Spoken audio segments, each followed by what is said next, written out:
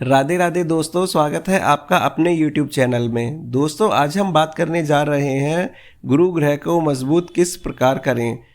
दोस्तों, यदि गुरु ग्रह आपकी कुंडली में कमज़ोर है तो वो क्या परिणाम देता है, सबसे पहले इसकी बात करते हैं। यदि गुरु ग्रह आपकी कुंडली में कमज़ोर है तो आपको शिक्षा के क्षेत्र में कठिनाइयों का सामना करना पड़ता है और धन दौलत भी अधिक नहीं मिल पाती है। यदि आप धन दौलत को संचय करना चाहते हैं तो किसी न किसी रूप में आपका धन आता तो है, लेकिन वो जुड़ नहीं पाता, उसमें बरकत नहीं हो पाती है। इसी प्रकार व्यक्ति पे सोना इत्यादि ज्वेलरी आभूषण नहीं हो पाते हैं, घर में सुख शांति का वास नहीं होता है और साथ ही साथ उसे यश मान सम्मान आदि क्षेत्र में भी कठिनाइयों का सामना करना पड़ता है। इस प्रकार हम कह सकते हैं कि गुरु ग्रह हमारे जीवन में महत्वपूर्ण भूमिका निभाता है। आइए दोस्तों, बात करते हैं यदि गुरु ग्रह मजबूत हो तो हमें क्या क्या लाभ होता है।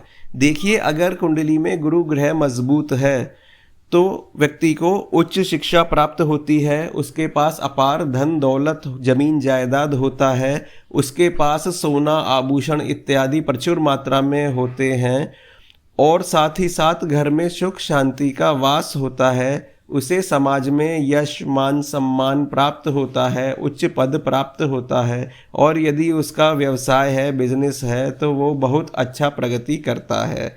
इस प्रकार गुरु ग्रह के प्रभाव देखे गए हैं। दोस्तों, साथ ही साथ मैं ये कहना चाहूँगा कि आप ऐसे ही इन्फॉर्मेटिव वीडियोस को सबसे पहले पाने के लिए हमारे चैनल को लाइक और सब्सक्राइब करें और अपने दोस्तों के साथ शेयर करें। मित्रों, आइए अब बात करते हैं कि किन सरल उपायों को करके हम अपने गुरु ग्रह को मजबूत कर सकते हैं।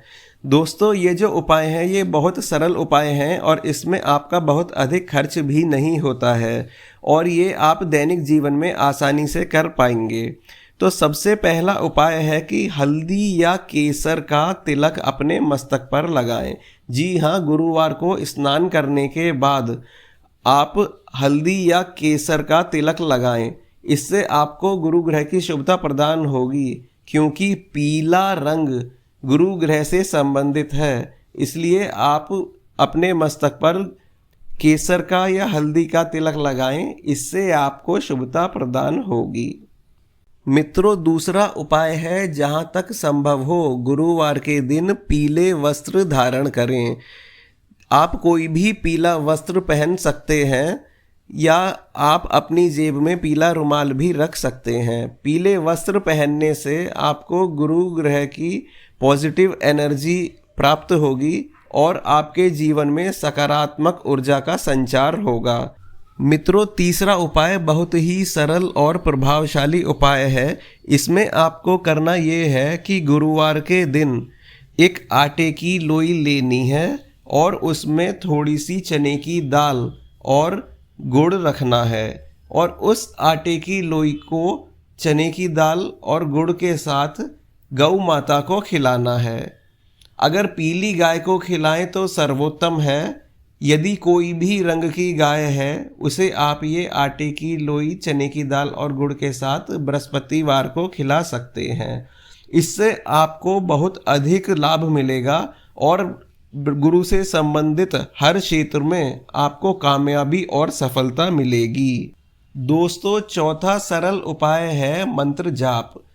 आपको गुरु का मंत्र जाप करना है। मंत्र है ओम ब्रह्म बृहस्पते नमः। मैं एक बार फिर दोहराता हूँ, ओम ब्रह्म बृहस्पते नमः। इस मंत्र का एक माला जाप आपको प्रतिदिन करना है और गुरुवार से शुरू करना है। इससे आपको शीघ्र ही लाभ मिलेगा। मित्रों, पांचवा सरल उपाय है कि नित्य प्रति मंदिर जाएं और विशेषकर गुरुवार के दिन मंदिर जाकर केले के वृक्ष पर जल अर्पित करें, केले का पूजन करें। केले का वृक्ष बृहस्पति ग्रह से संबंधित है, इसलिए यदि आप केले के वृक्ष पर जल अर्पित करते हैं, उसका पूजन करते हैं, तो आपको बहुत शुभ फल प्रदान होते हैं और आप धन दौलत सुख यश मान सम्मान इन सब में अपनी प्रगति देखेंगे। मित्रों, छठा महत्वपूर्ण उपाय है कि नवग्रह स्तोत्र का पाठ करें। देखिए, नवग्रह स्तोत्र का पाठ करने में आपको 5 से 10 मिनट का समय लगता है, लेकिन ज़रा सोचिए 5 से 10 मिनट का समय लगाकर यदि आपके जीवन में सकारात्मक परिणाम आते हैं तो कितना अच्छा है। नवग्रह स्तोत्र का पाठ करने से न केवल बृहस्पति बल्कि सभी ग्रह मजबूत होते हैं, आपको शुभता प्रदान करते हैं। इसलिए मैं रिकमेंड करना चाहूँगा कि नवग्रह स्तोत्र का पाठ आपको नित्य करना चाहिए। मित्रों, यदि किसी को धन दौलत की चाह है, हर व्यक्ति चाहता है कि उसके पास अपार धन दौलत ऐश्वर्य हो, तो उसके लिए गुरु ग्रह को मजबूत करने का 7वां उपाय है विष्णु सहस्त्र नाम का पाठ करें।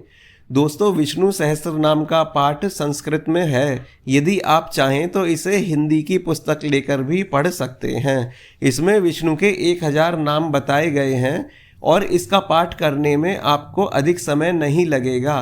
पहली बार पाठ करने में हो सकता है आपको 25 से 30 मिनट का समय लगे, लेकिन यदि आप बार बार इसे प्रत्येक गुरुवार को पढ़ेंगे तो आपको इसका प्रैक्टिस हो जाएगा और आप देखेंगे कि इसे 20 से 25 मिनट में आराम से पढ़ पाएंगे। और जो लोग लंबे समय से इसका पाठ कर रहे हैं वो तो 15 मिनट में ही इसका पाठ कर पाते हैं। तो दोस्तों, इसका पाठ आप सुबह को समय ना हो तो शाम को भी कर सकते हैं। आगे और इन्फॉर्मेटिव वीडियोस को सबसे पहले पाने के लिए चैनल को सब्सक्राइब करें और अपने दोस्तों के साथ शेयर करें।